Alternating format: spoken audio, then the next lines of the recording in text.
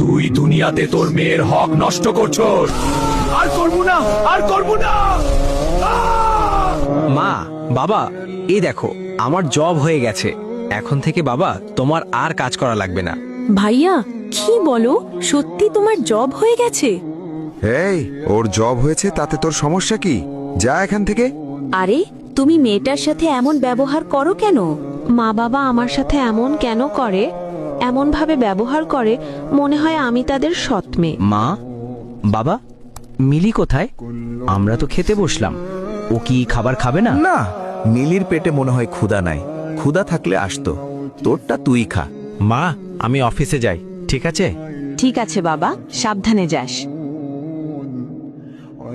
মা, বাবা, এই নাও, আজকে আমি বেতন পেয়েছি। কি বলছো বাবা, সত্যি? দে দে। মা, আমাকে একটা 3 পিস কিনে দিব? এই গেছো সেখান থেকে, কয় টাকা কামাই করে রাখছিস? আচ্ছা শোনো, ছেলেটা তো অনেক কষ্ট করে আমাদের জন্য। এক কাজ করি, ছেলেটাকে সব জমি লিখে দেই।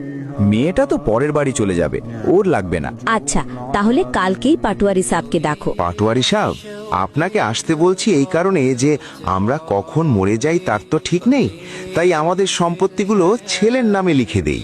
এই নেন দলিল। হ্যাঁ, সব তো ঠিক আছে, খালি ওদের সই লাগবে। আচ্ছা বাবা, তুমি এখানে একটা সই দাও তো। ঠিক আছে আঙ্কেল। মিলি, এবার তুই সই দে। না আব্বা, আমি সই দেব না। আমার কি কোনো হক নাই?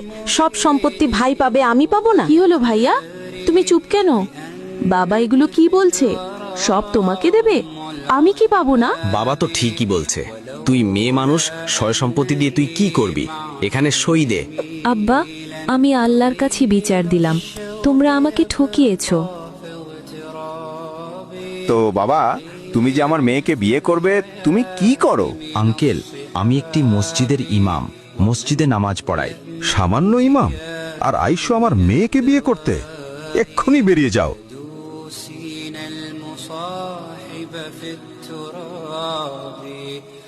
তো বাবা, তুমি কি করো?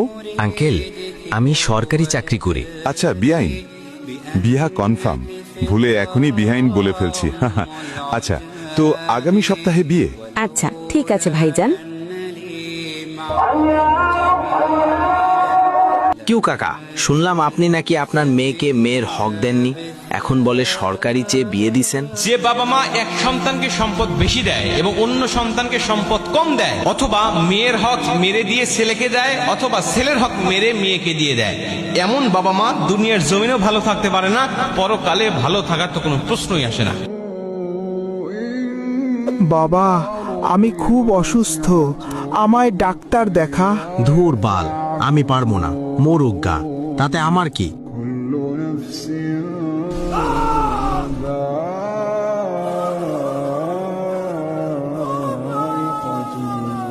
এই লোকটি তার মেয়েকে ঠকিয়েছে। আল্লাহ জানে কবরে কি হয়।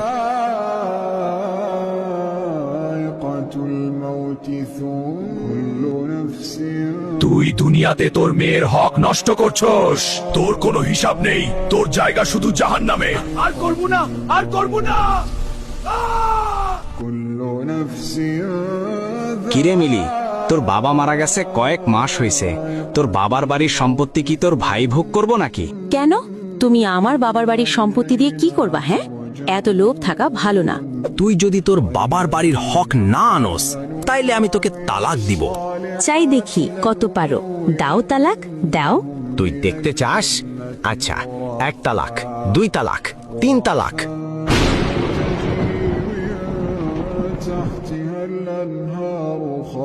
আমি এক্ষুনি মাকে ফোন করে বলবো তুমি যে আমাকে ছেড়ে দিছো। মা, মা, তোমার জামাই আমাকে তালাক দিয়ে দিছে সম্পত্তির জন্য। হায় হায়, কি বলছো? আচ্ছা তুই বাড়ি চলে আয় তাহলে, ওর সাথে থাকা তোর জন্য হারাম এখন। মা, তুই আমাকে মাফ করে দিস। আমি তোর সাথে অন্যায় করেছি। তুই মাফ না করলে আল্লাহ আমাকে মাফ করবে না।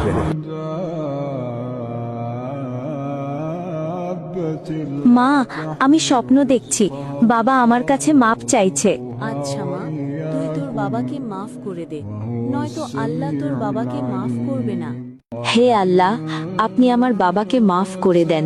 আমি আমার বাবাকে মাফ করে দিচ্ছি। আমাদের এই শিক্ষণীয় ভিডিওটি আপনার কাছে কেমন লাগলো আর আপনারা কিরকম শিক্ষণীয় ভিডিও চান তা অবশ্যই কমেন্টে জানাবেন।